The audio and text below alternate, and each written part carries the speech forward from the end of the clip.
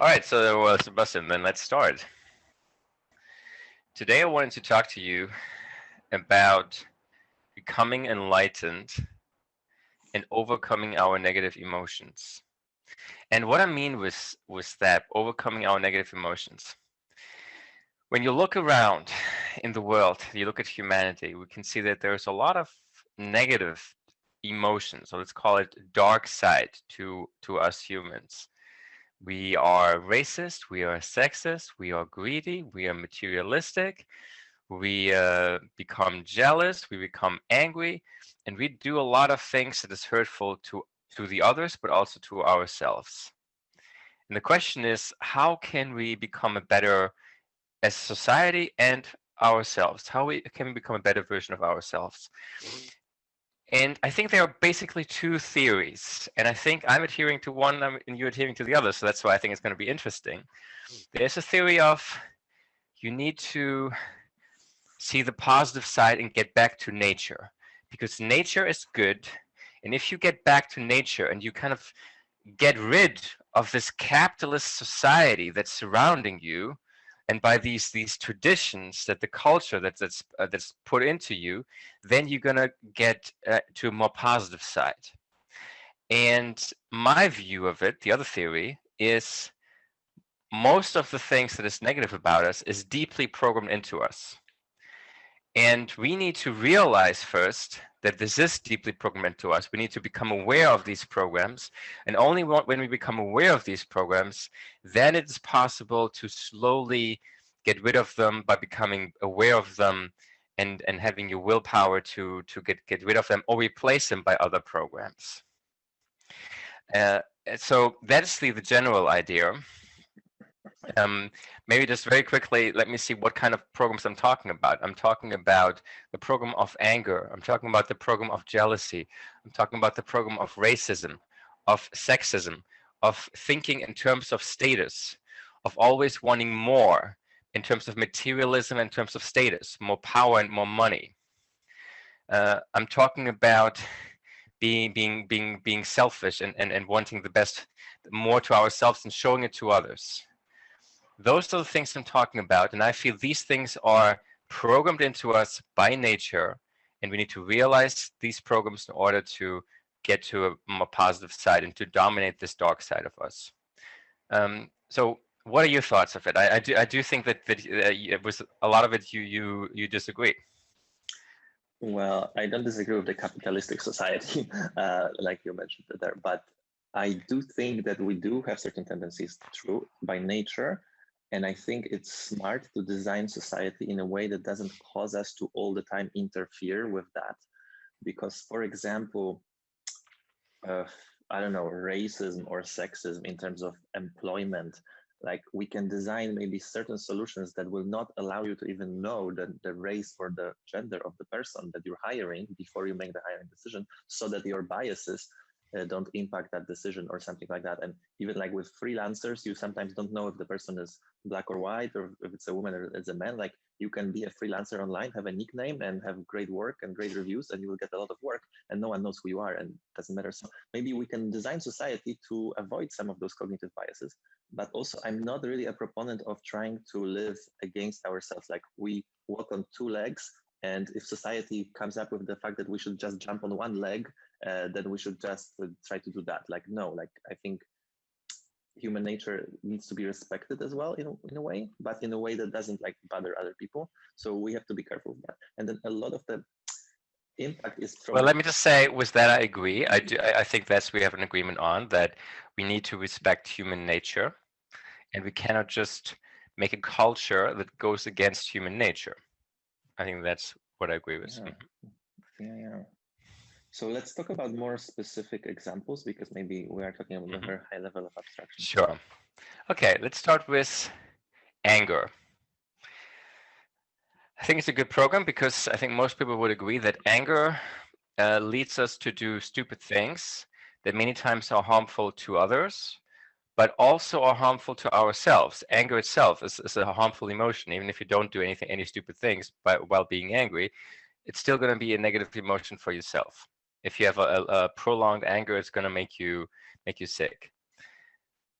But anger is not part of any culture. It's not the culture that brings to us anger. Anger comes from nature, and I think it's important to understand the reason why nature made these programs. So in terms of anger, what the program that was there, that over millions of years evolution has acted, and we never had something like a police. There was we lived in small tribes, and there was nothing like a state or police. So it was important, if somebody does something wrong, that he gets disincentivized from doing that. Because if otherwise, this tribe would destroy itself. You would just do wrong things against the rule in your selfish interest, and then the other person would just accept it, and then you would benefit. So what was beneficial for our tribes was to feel this anger, which means that if somebody does something to you, no matter if it makes sense or not to you personally, you will take revenge. Like you might get into a fight, even though you know you're only going to lose if you fight. But this actually made sense because it disincentivized the other person from doing something, breaking the rules, because people he knew people felt anger, and anger made them do irrational things. Meaning you couldn't do something which was breaking the rules for your own benefit, because people felt anger and they would take revenge on you. So anger made sense for the survival of the tribe. But it didn't make sense. It made sense for the tribe. It didn't make sense for the individual, and it made sense for the evolution because we didn't have any police. Nowadays, if you look at anger, there's much less justification for anger, but we still feel it.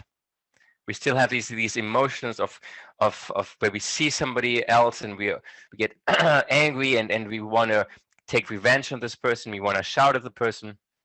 But this is something that made sense then for our survival.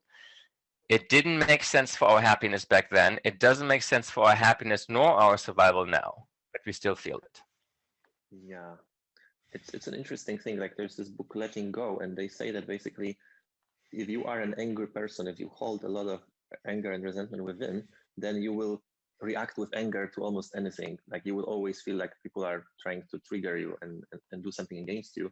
Whereas if you are very like peaceful Zen Buddhist monk, whatever, like nothing will be actually causing that anger. So maybe part of the anger is just your beliefs. It's the repressed, suppressed emotions, like your traumas and so on, that you might be looking for like ways to release that anger by finding faults with other people or something. So maybe a lot of the emotions that get quote unquote triggered are actually within already. And then the external world just gives us an excuse to feel those emotions. So it's very easy to sell fear to a fearful person because they already hold it within. So maybe the solution here in terms of anger is to practice, yes, like meditation and maybe like let go of the negative emotions and do some therapy around traumas and so on. And you will not be easily triggered into anger if, you know, your beliefs about yourself and the world are kind of okay, if you accept reality for what it is, if you're not trying to have some unreasonable assumptions, like, you know, that you deserve like the best things even if you don't put any effort or whatever. And if you play the game and you understand that failure and success are very possible, both of them. So you just experiment, try to see what would be the outcome of doing this. And if it works, it's great. And if it doesn't work, it's great because you just wanted to try what's going to happen. So maybe it's our approach that dictates this. But in general, I think there's much less anger in society right now than there was hundreds of years ago. And you can see how less violent we became as society as well. There's less murders, there's less violence in general, I think.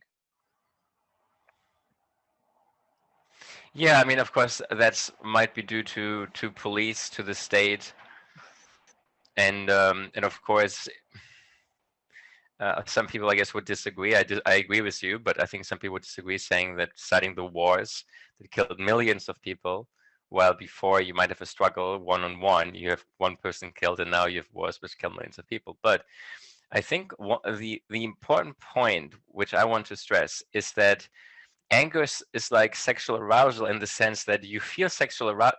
If you have a person, a guy, 15 years old, he's never watched a porn. He doesn't know that sex exists. He's never seen anybody doing sexual activities. But when he sees something of sexual arousal, let's say a woman because he's heterosexual, he's gonna get sexually aroused because it's part of nature. It's programmed into him. He doesn't need to learn it. There doesn't need to be a reason. He doesn't need to have a trauma. He doesn't need to have seen pornography. He just gets aroused because this is programmed into him. The same thing with anger.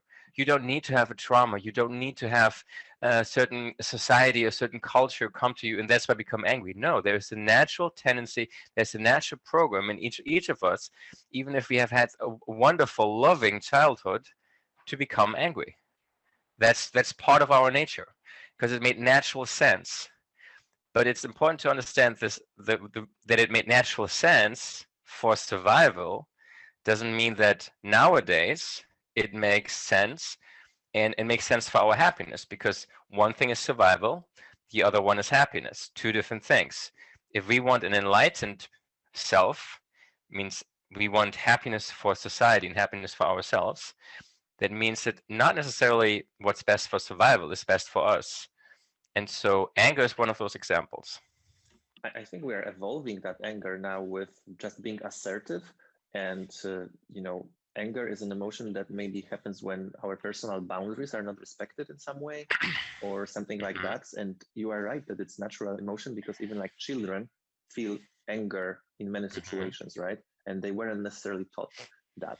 But I think as an adult who is maybe more mature, if you are angry all the time, like there's something wrong. Like that's not normal for people who, I don't know, just like if you kind of, because okay, you might feel certain emotions, you might feel like, oh, this is unfair or whatever, but like that's the feeling. But what will you do about it, right? So there is this moment where you make a decision. Okay, I'm feeling this, but what am I gonna do?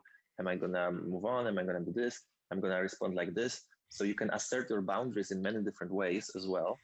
If someone is trying to, I don't know, do something against you or something. So I think adults who are always angry, that there is something wrong with them, and they can go and get therapy, and they can do meditation and mindfulness and all of that. Well, okay.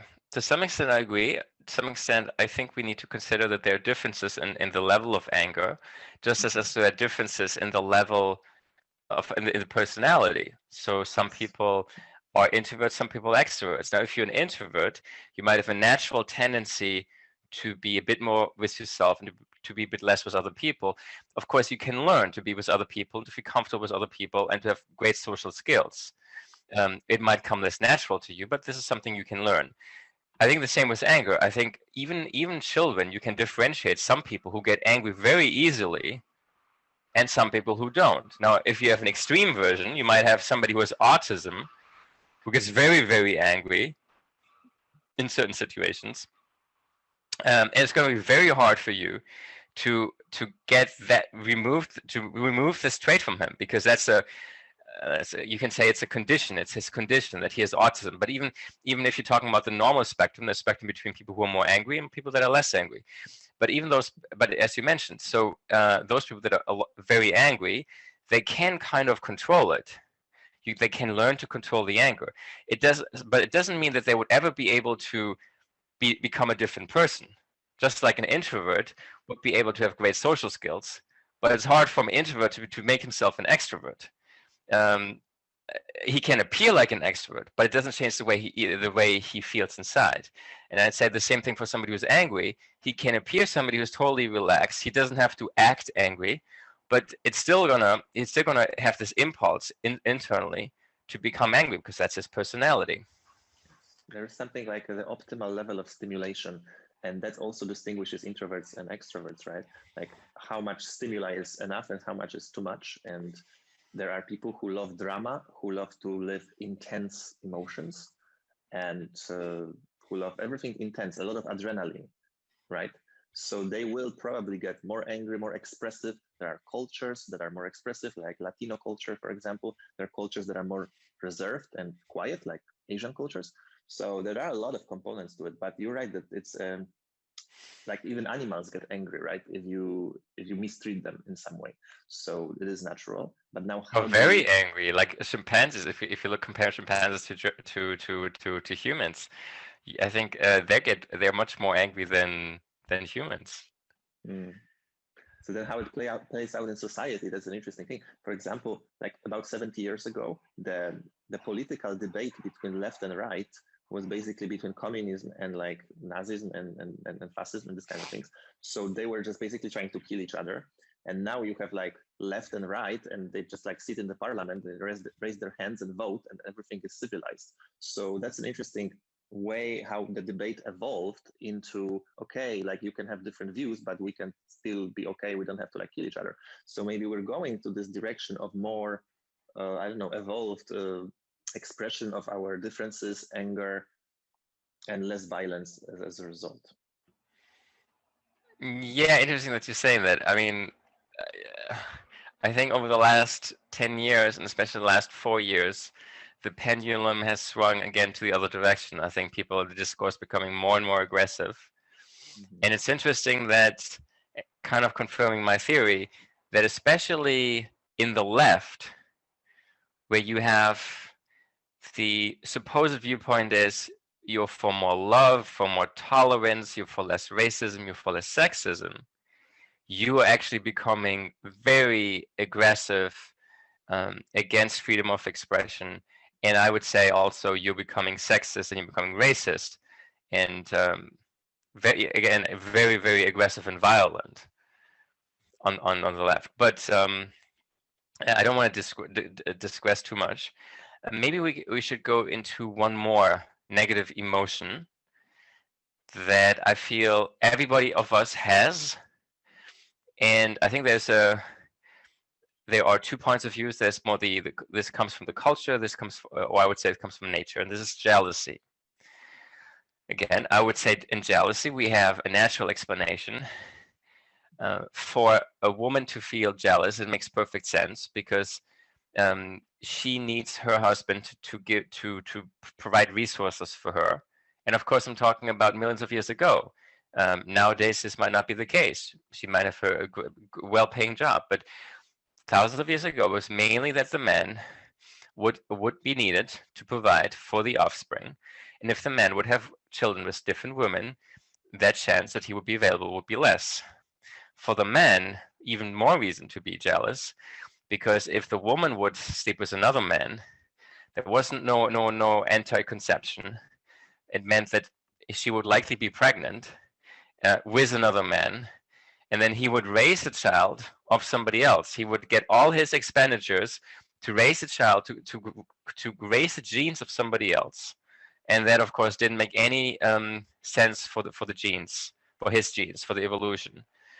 So jealousy was a very important emotion, very, very basic emotion, just like happiness and anger. Jealousy is a very fundamental emotion to us, and it can do strange things to us. And there are some people, and I believe you're one of them, who say, no, jealousy is just because you kind of don't have confidence enough, and you don't respect your partner enough, and you're not full of love. If you're just full of love, there's nothing that you shouldn't feel jealousy. Tell me about your thoughts. I think you look at the history assuming that the model of nuclear family and the woman staying with the kid and like the husband working and all of this stuff, that's how it was all the history, which I don't think it's true. Like when we lived in tribes, the kids were the kids of the tribe, and people had like a lot of relations with a lot of them, and the genetic pool was quite similar to each other. So basically the survival of the tribe is survival of your genes, más o menos. And so the situation. Okay, so basically you're saying it didn't matter if I have the offspring, so it doesn't, because basically everybody has a similar genes, so it's just important that the tribe gets bigger, you're independent if it's me or somebody else. Yes, plus the real natural selection was happening like inside of the woman, like these different sperms actually competing which one is most compatible and which one will win. A big part of the sperm is actually in order to fight the other sperm and all of that. So I think the situation where you have a husband and you have just like a couple, that's a new situation that's about 12,000 years old. So for the remaining like of 200,000 years or whatever, we didn't have that, and in tribes in Amazonian jungle or wherever, we still like usually don't have that. So but if you look at other mammal species, they're very protective. I mean, basically, the men in pretty much any mammal species, they fight in order to determine who gets the right to mate. Who gets the right to mate first, potentially. But the thing is, if you have a group of animals and they live on a territory, there's no way that one male will be always like, looking at like 40 females, what they're doing when they are roaming around doing all kinds of things. So they don't have like full control. And there's a lot of different things happening when, opportunistically. So basically, yeah, a lot of sex is happening between the different animals. And it's not like one male is controlling all the females, like especially not in like bonobo or something. Well, in So bonobos maybe not. I mean, but pretty much every other mammal I can think of, yes. Like lions, there's this one lion king, and he has a tribe, and he gets all the females. He gets to mate with all the females, and no other guy can. And if a young guy wants to, he has to fight him first, or he would just have to leave the tribe and find his own tribe. And if a new lion wins, then he will kill all the young children. He will kill because he only wants his own gene, even though the genes would be very similar. He only wants his own gene to reproduce, and not somebody else's genes. I mean, that's a lion example. So I can see the bonobo example. So I think there is a spectrum. We're closer to bonobos in terms of DNA than to pretty much any other species. So I think that's a good thing to look at.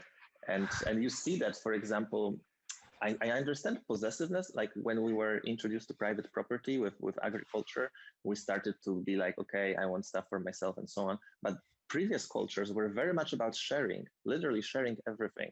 Food, your reputation depended on how good of a sharer you were, because today you hunted and tomorrow someone else's, and you wanted to get stuff back as well. And if you look at like Inuit tribes where you have visitors to the tribe, they will give you food and they will give you the wife, because they want also genetic variety.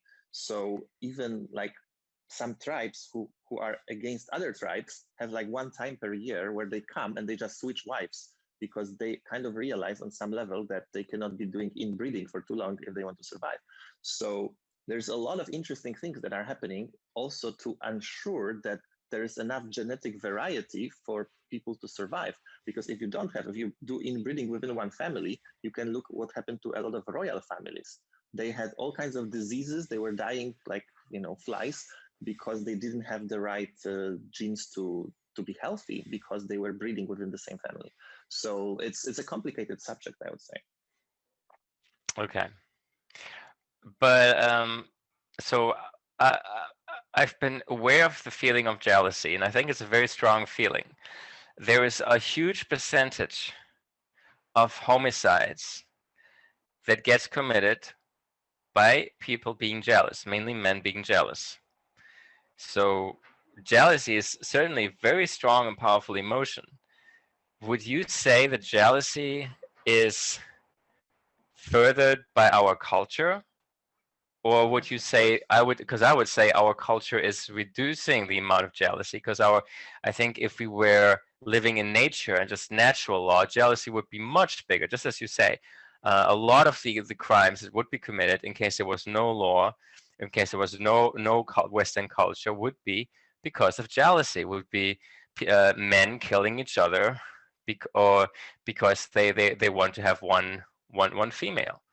And I think that today's society made this much less. Well, bonobos are not killing each other. They're just like having everyone has everyone in a way. And I think that's also what's happening in many tribes. So I think the only thing is that like if you want to actually exclude others from having access, like that's where the conflict happens. But if they both want her and they have her, let's say at different stages and different times, like that's okay. So that's a difference there, I think. How you solve that problem that you have, many people interested in one person. Yeah. Do you think there is still in today's society something like sexual arousal? Arousal. Yeah, like you feel like you want to have sexual contact with somebody. Of course. Okay. Why do you think that is? I think it's a natural instinct. I don't think it's culture made it. I don't think pornography made it. I think it's natural. True. I think jealousy is just the same. I think jealousy is just the other part that for my genes to survive, I need to make sure that I reproduce, but at the same time, I need to make sure that nobody else reproduces because a woman can only have one child every year. Yeah, I don't think that's how the tribes work in general. Like I don't see that. Like people will be like killing each other all of the time in the tribes where you have no police or something. So I think for you it's like, okay, you like this girl and you want to have sex with her, so you go and do that.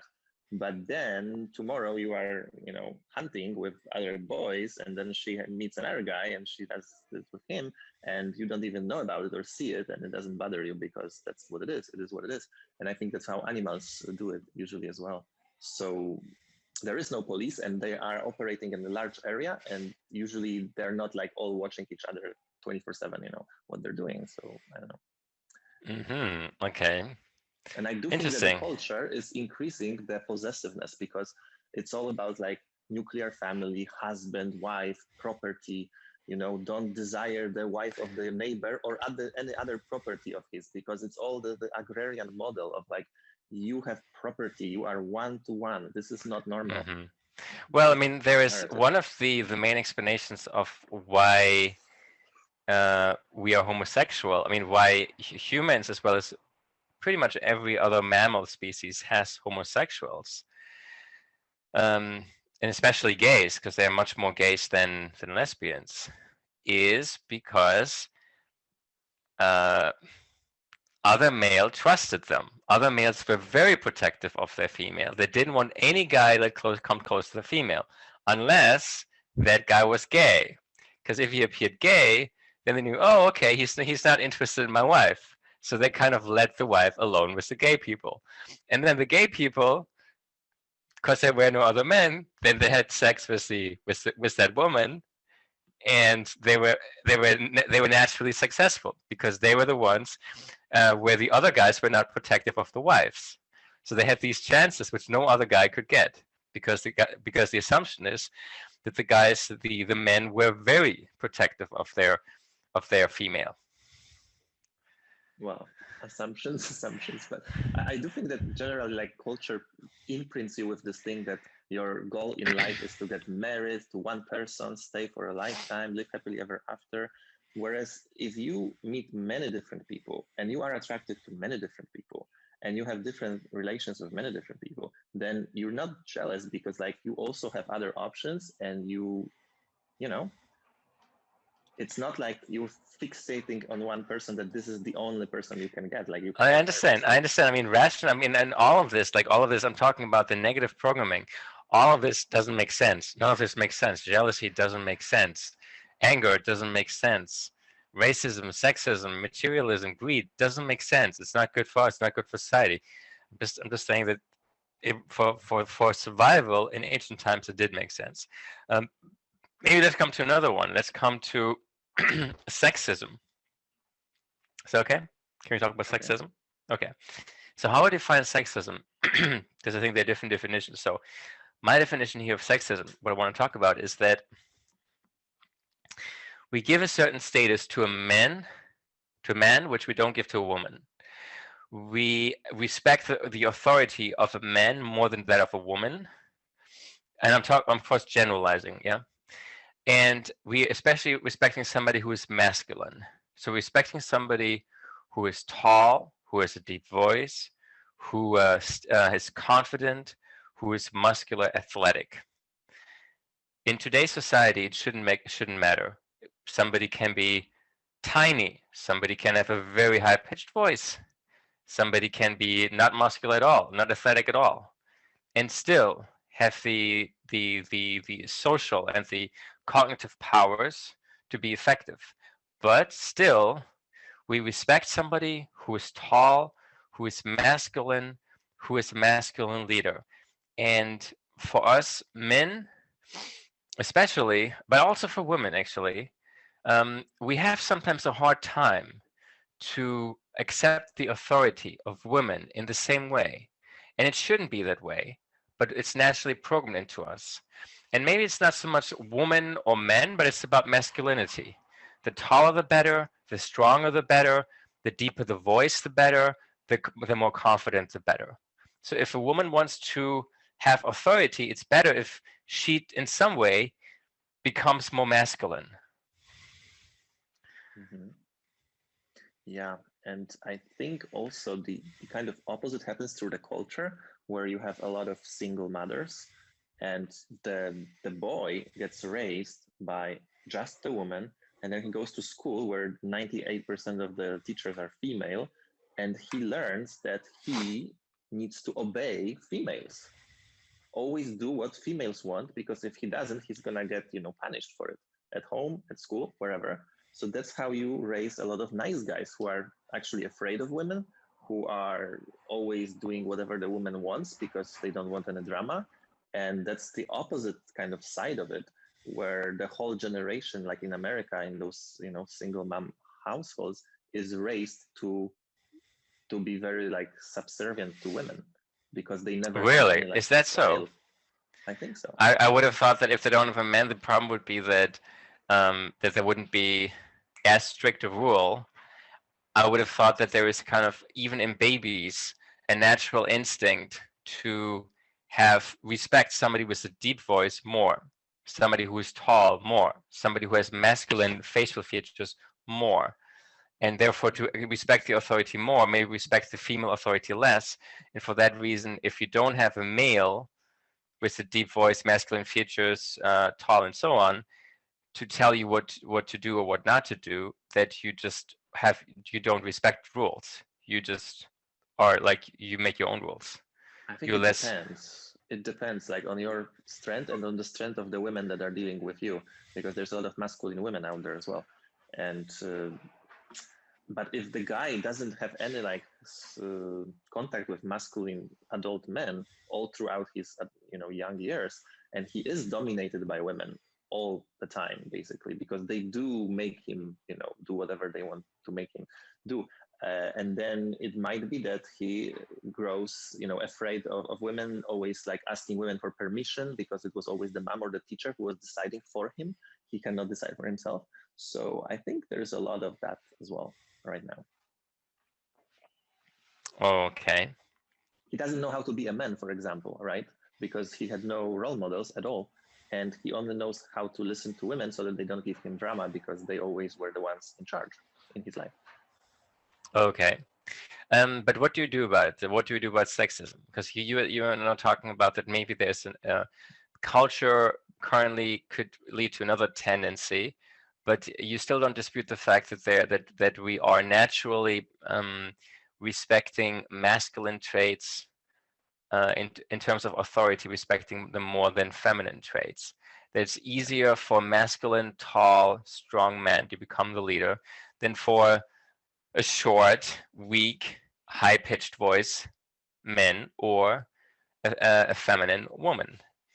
I actually saw it with my own eyes on a hackathon in London. There was this huge guy, and he was not that smart, and he was speaking very loud, and everyone was listening to him.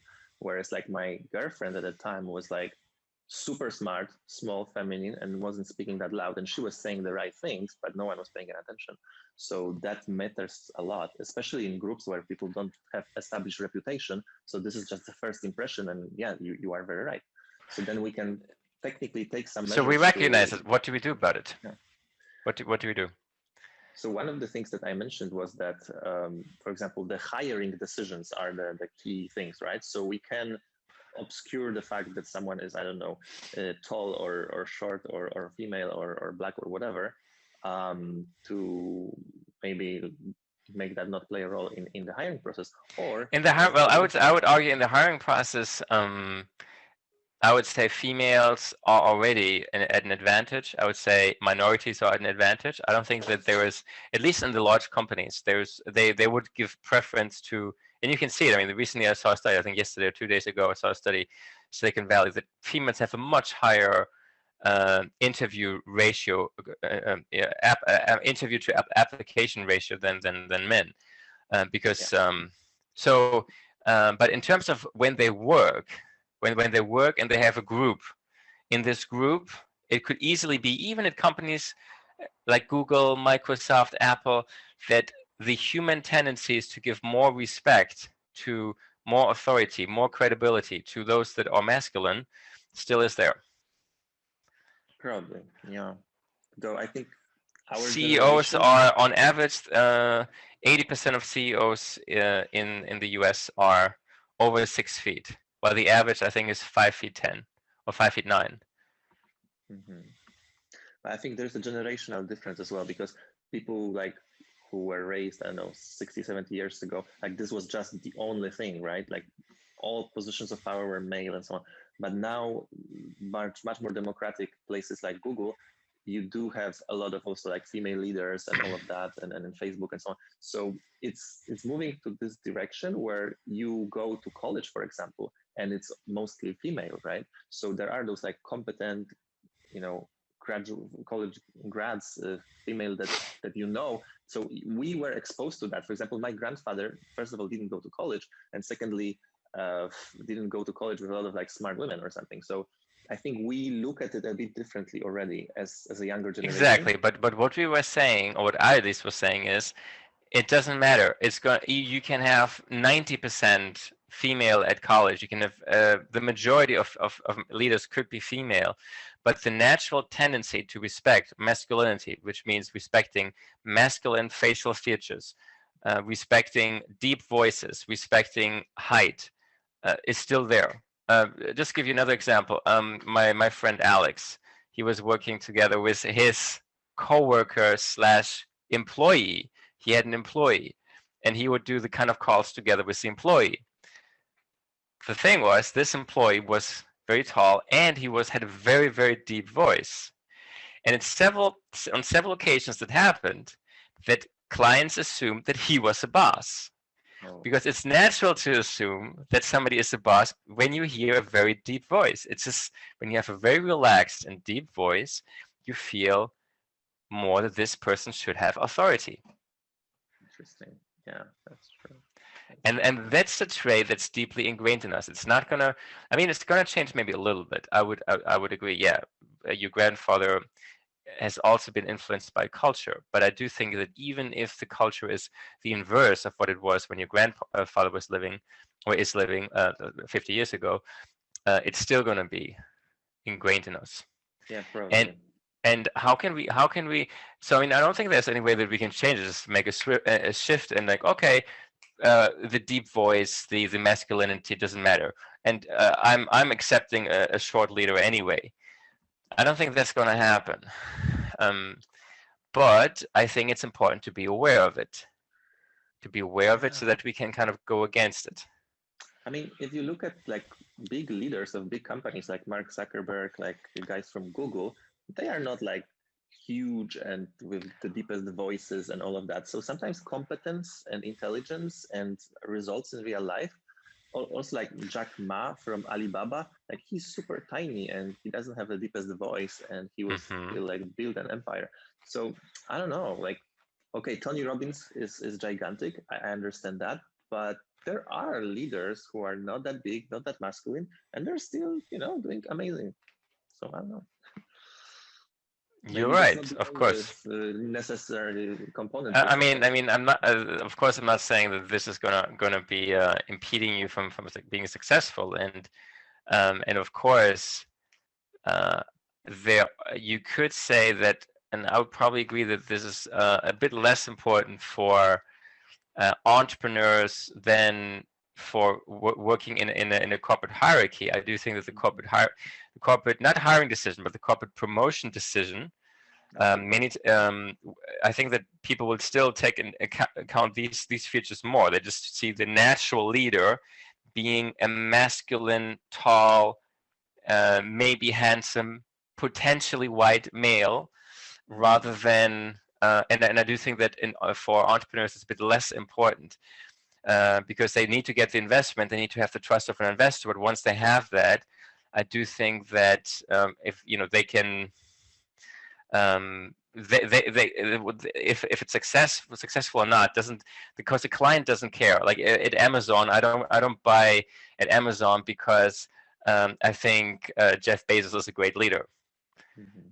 So I think the consumer is much less oriented towards the masculinity of the leader. So that's why for an entrepreneur, it's less important than for somebody in the corporate hierarchy. However, I think that investors also or have a tendency, have a bias, some kind of bias for masculinity, which means if I'm a short guy with a weak voice, not that attractive, it's going to be harder for me. Even if I'm very competent, it's going to be harder for me to attract an investor. If I'm a confident looking, a good looking, tall guy, it's going to be easier to get investment. Yeah, I think that's very true. That's one of those factors, but there's so many factors, and you can work, for example, on deepening your voice. There are ways to sound much, more masculine or whatever. So there Have you is a lot of tried? things. No, but I know Oh. that there exists such a thing as but even like training to sing, right? You develop your vocal cords or whatever to be able to sing deeper or like higher pitch tones or whatever. So there is a spectrum of things you can do. That's true. But it's interesting that like women who want to be successful in the corporate world on the top level have to kind of become more masculine. And that's maybe detrimental to them in real life, right? As well, because they have to dress like men, they have to act like men, and that might not be overly sexy after they, go home. And yeah, it's interesting if you can kind of have two personalities to yourself, the one at work and then the one off work. Might be a more hard masculine one and a more feminine one. It's tragic because I do see that a lot of men are becoming very feminine and a lot of women are becoming very masculine. And I think it leads to kind of depolarization of the whole thing. Like, I don't find it hot that the woman is very dominant, for example. I'm like, oh. Like sexually. But yeah. Of course. I do agree. Yeah. Okay. So we talked about sexism. We talked about jealousy. We talked about anger. Those as negative, as examples of our dark side, of those negative emotions and the negative traits that we have inside of us. What other traits are there that are either environmentally or culturally programmed into us?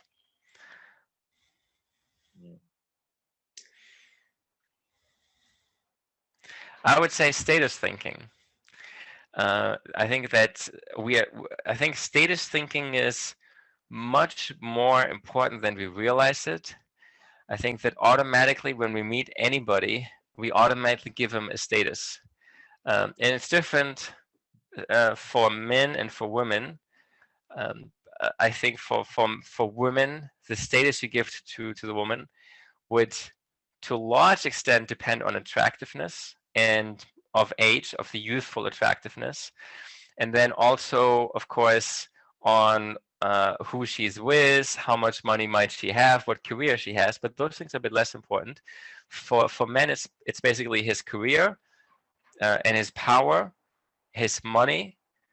Money can be shown by the car he drives, by the clothes he has, by the watch he wears, as well as, of course, by also the attractiveness and by how he's built and especially how tall he is.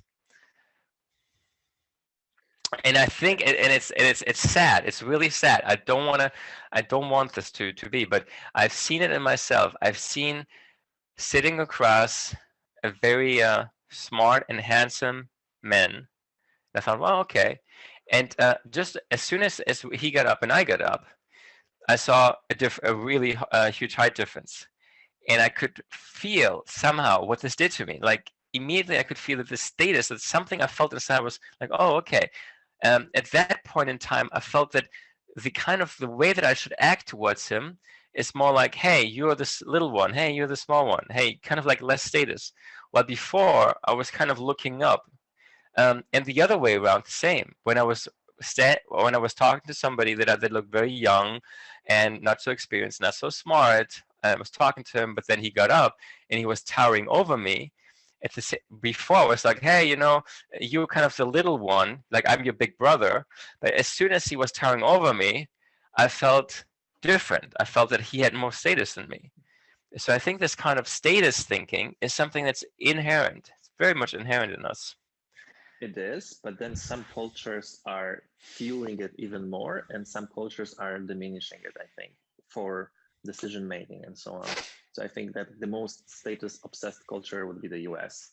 And it's all about that. And that's how attraction works in the US and so on. And then you have more egalitarian cultures around Europe, and you had like post communist countries where actually everyone was supposed to be equal. And if you had very high status in terms of like you are rich or something, then you probably are stealing from other people. So people will hate you for that. So they will bring you down. That's a very normal thing in Poland, for example. If you are the successful rich guy, let's bring you down because you are the bad person, because you make me feel bad because I'm not as successful. But also, in communist system, you probably were stealing somehow because people were not supposed to be richer than other people, technically. So, yeah, the culture plays a role as well. Mm-hmm. But I mean, do you think that the status, how status is measured is different in Poland and in the US? Because I would have thought that one, it's quite equal everywhere. That even in Denmark and in Sweden, even though they don't admit it, girls still look up according to wealth, and I think generally. Status is still, for men especially, still very much dependent on their wealth and power. Of course, attractiveness is also important, but I think wealth and power as well. And I think that's very much egalitarian. And I would also say that in Eastern countries, like for example Russia, Ukraine, it's even more so. I would say it's even, and I thought Poland would be similar. That even that the wealth, the car, the apartment you have is even more important. And you were telling me about your apartment and how much more comfortable you felt now. That now you had a nice or not luxurious, but like a good apartment. Before you had a smaller apartment, you felt that this was not very attractive to girls coming to your apartment. No, that's a true one. That's very true, right? But I think in the US, it's like there are such disparities in income and everything that it's even magnified, because if you look at equality in general, at the Gini indicator, right? Like US is much more unequal than in Brazil and so on. So that's where it plays even more. But in some places in Europe, yeah, like if you're bragging, for example, you are the stupid narcissistic bastard and no one wants to talk to you. Or if you're showing off. So it depends. Like in Russia and China, I agree. They put golden chains and they want to like show off, and that's somehow normal. But in Scandinavia, for example, if you do have a lot of money, it's in good light to not show it. You still, go to IKEA for your things, and you still live like everyone else, so that you don't flash. And the same thing in Silicon Valley. You can go to a Starbucks and there is a billionaire guy on his MacBook Air from 3 years ago, and he's wearing like used, I don't know, used up shoes or whatever, because he doesn't care, and a t-shirt and a hoodie or whatever. So the flashing of the status is another thing. And I think most girls make mating decisions without knowing how much money you have. It's not like you go on a first date and you're like, this is my bank statement, this is all that I own, this is my net worth, do you want to sleep with me or not?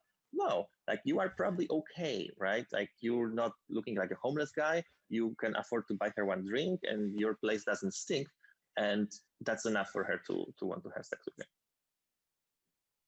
She doesn't know exactly how much money you have.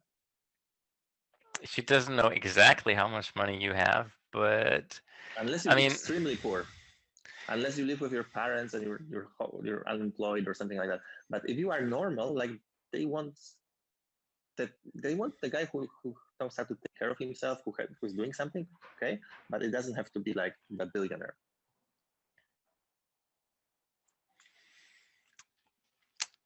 Don't you think that a lot of girls would, if they had Sebastian 1 and Sebastian 2, so same personality and same looks, one was struggling with his business, the other one was super successful, multimillionaire, his business was doing really, really well. don't you think that that the majority of girls that Sebastian 1 would be, who's struggling, if those girls were to meet Sebastian 2, they would dump Sebastian 1 for Sebastian 2? They might, yeah, as long as they make decisions based on that, which I don't know, like no girl ever knew like how much money I have. Like, and there is a big disproportion usually between how much I have and how much I show that I have. So I don't think they are primarily looking for that, because if you are not attractive, for example, to this girl, then she will be like, okay, I'm not attracted to this guy, but he's rich, so maybe he'll provide me some good life, so maybe I'll go with him.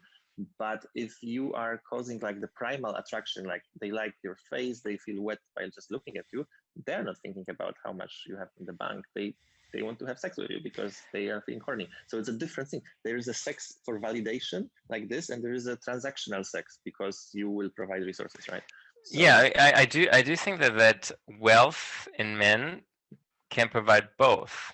It can provide what you call transactional sex. It can provide the pragmatic, let's say, Russian woman who is not so much attracted to you, but who just wants to have a nice life. But I do think that apart from that, beyond that, the more money you have, the more attractive you become. One, because you become more confident, because you actually change yourself, because you become more confident. But the other also because you be in a Ferrari, you in a at a inviting to a luxurious hotel, you having a luxurious apartment, all of that makes you as a person, Sebastian, more attractive. And I don't think that women are able to distinguish between the attraction they feel because of personality and the attraction they feel because of good looks and the attraction they feel because of money. It just the overall attraction comes together. I'm not so sure, because I've heard that guys who have a lot of money sometimes hide that fact when they meet a new girl, because they don't want the girl to love them for their money, but for themselves. So that's one thing, because, you know, like if you have all this money and then every girl wants you, but not because they like you, because like they like the money. So it's not getting them the validation that they want as well. That's one thing. And the other thing is, actually it might backfire in a way that normal girl who would not be a gold digger might kind of start acting like a gold digger if she sees this massive opportunity to quote unquote lock you down, and might actually withhold sex, for example, because she wants you to invest more in her, to commit to her, to be the boyfriend, the husband, whatever, right? She might start treating you like that because you are the prize in terms of financial gains. Whereas if she didn't know that you have this money, she would just enjoy you for you. And so I think we can trigger certain like gold digger tendencies in girls that wouldn't have those tendencies if you weren't flashing them with like so much money, distracting them from who you are by how much money you have. Okay. Mm-hmm. So to summarize, we were talking about status thinking. Do we both agree that status thinking is very important? That we don't classify according to how competent and how good a heart a person has, but there are other things that like money, like position, like power, that make us classify and hide, that make us classify people into status categories, and that these status categories are important in the way we treat people. Yeah, I think that is a big thing there. Mm-hmm. So, and that's not good. It's not ideal, but yeah, that's what it is. And how can we work against it? We can work in virtual teams where you don't know how tall people are, you just know how competent they are. You don't see them, you just talk over text because you don't want to talk over voice. I mean, I guess that's the reason why a lot of incels are spending a lot of time online in Second Life or in forums where nobody can see them because they might be short and unattractive, but that doesn't matter for their online personality. Exactly. And online you have also opportunities to be like self-taught a programmer, designer, and so on. And if you work at like elance.com, you get some projects, and no one is ever gonna know like your gender, your looks. I worked with some people online, different projects for my business, who designed like a new design for my website or whatever, at 99 Designs or whatever. I don't even know like who they are like at all, and I don't care. Like they design nice things for me, I paid them money, and that's it. It is But what do you do if you are like so you are tall, attractive, good looking, rich, confident, good social skills?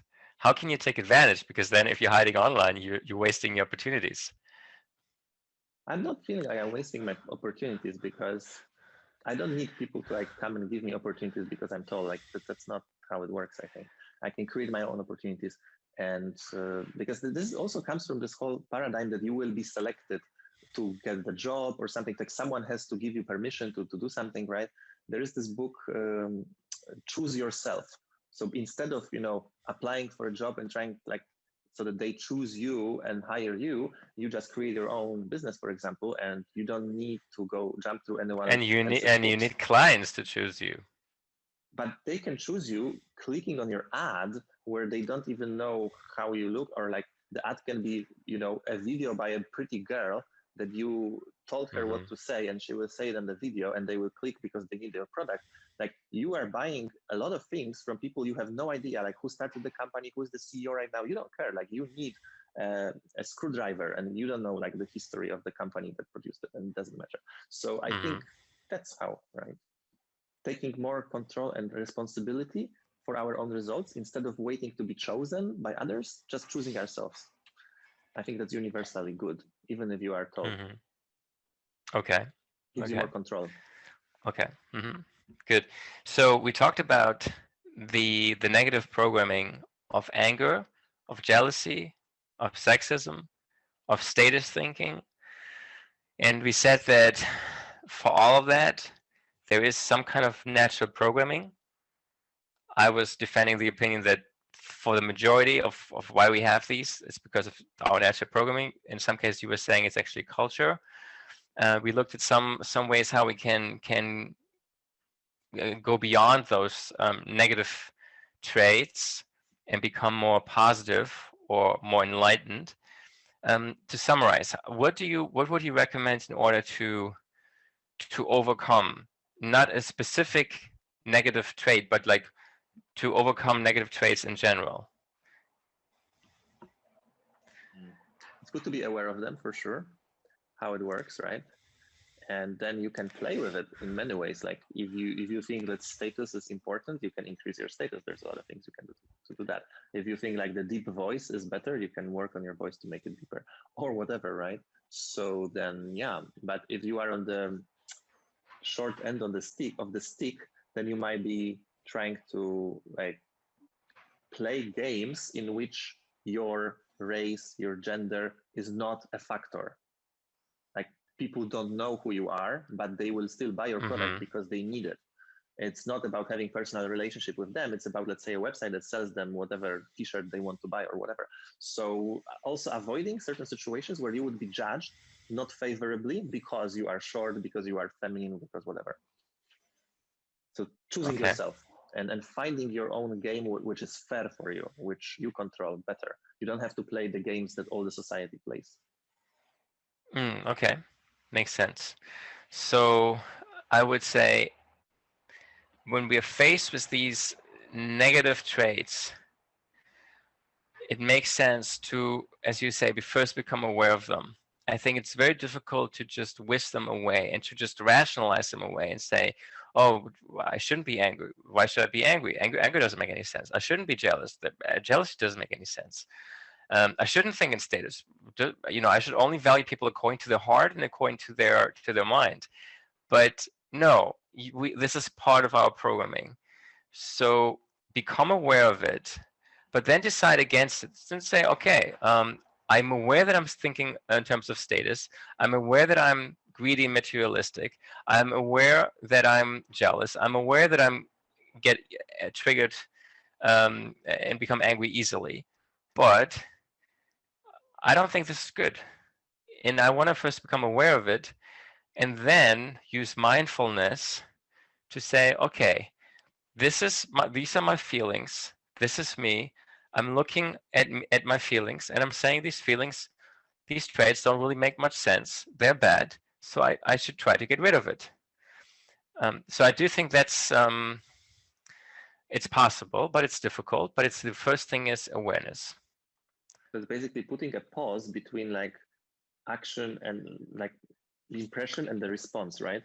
Exactly. You see this small person who has like weak voice and you think, oh, they are weak or whatever, but then Exactly. like, are they really? Yeah. Exactly.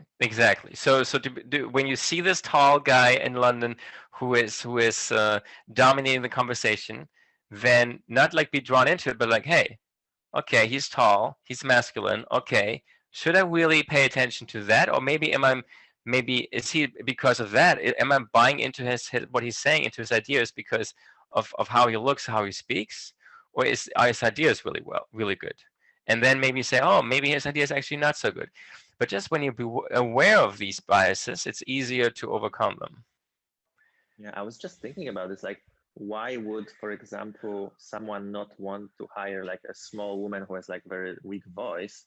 Maybe even if they are completely okay with that, like they might think that, okay, this woman will go to the meeting with the client and the client will not, like, I don't know, find her dominant enough to buy or whatever, right? So maybe there's also that the awareness that the outside world is like that. So Of course. that's why people prefer this to hire the people who will maybe do better in those situations with other people.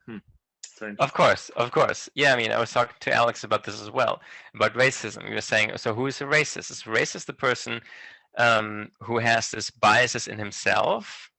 Or is it also racist? Like, for example, Donald Trump, there's a story that he hired blacks. He did hire blacks. He didn't think they were doing a worse job, but in case some important people came, he told the blacks, hey, please go out, please go away, because some people come that I think might be racist, so that he wants to hide those blacks because he doesn't want that his casinos get a bad reputation. So is that racist as well? Is it racist if you hire people just to make the highest amount of money as a capitalist, but you assume that other people are racist and they might not like your casino that much because they are blacks rather than whites? That means that he's not authentic in like owning his decisions, because he could be saying, yeah, there are blacks and they build my casino. If you people have a problem with that, you can, leave. Like like it's about, well, I mean, one thing is, well, I don't know. I mean, you can say I'm not a racist. I believe that all the races are equal, but at the same time, you can still think other people are racist, and you are a capitalist. And if you're a capitalist, you're still going to provide whatever people want. And if people want want white waiters, okay, I'm going to give them white waiters. Because I don't make my product how I want my product to be. I make my product how my customers want my product to be. Because I'm a real capitalist. Is that a racist? It's an interesting question. Yeah, but okay. This is about racism, which is another negative trait. So I think we covered a lot of the negative traits. We talked about how we could potentially overcome those negative traits, and we mentioned that it's important to become aware. It doesn't matter. So I would say it's mainly natural traits, and that culture has little influence on those. So you were saying that a lot of these traits are also culturally made. Like, for example, jealousy. We had this disagreement on if jealousy is natural, if it comes cultural. But I think in either way, it makes sense to first of all become aware of these negative traits inside of you or inside of society, and then only in the second step, after you've become aware of it, try to overcome it. Speaking of jealousy and other things, like it's good to observe children. And I think children are very jealous for like the attention that the brother or sister is receiving from parents, or like the toys or such. So there is definitely this kind of possessive, jealous type of thing. But it doesn't necessarily mean that if you structure society in some way that's much more like open and free and not nuclear family model, people can be totally like happy and having kind of open things. And right now with Tinder, for example, I think it's a norm that people have a rotation of like fuck buddies or whatever, and they're not necessarily trying to have nuclear one-on-one monogamous things, at least not like women in their 20s. Usually they want to explore and they want to have this. So you can see that if people are left to their own devices without like being forced into certain models of thinking, they might be okay, not so jealous actually. Okay. All right. Anything else to add? No, I think it's good. Okay, good.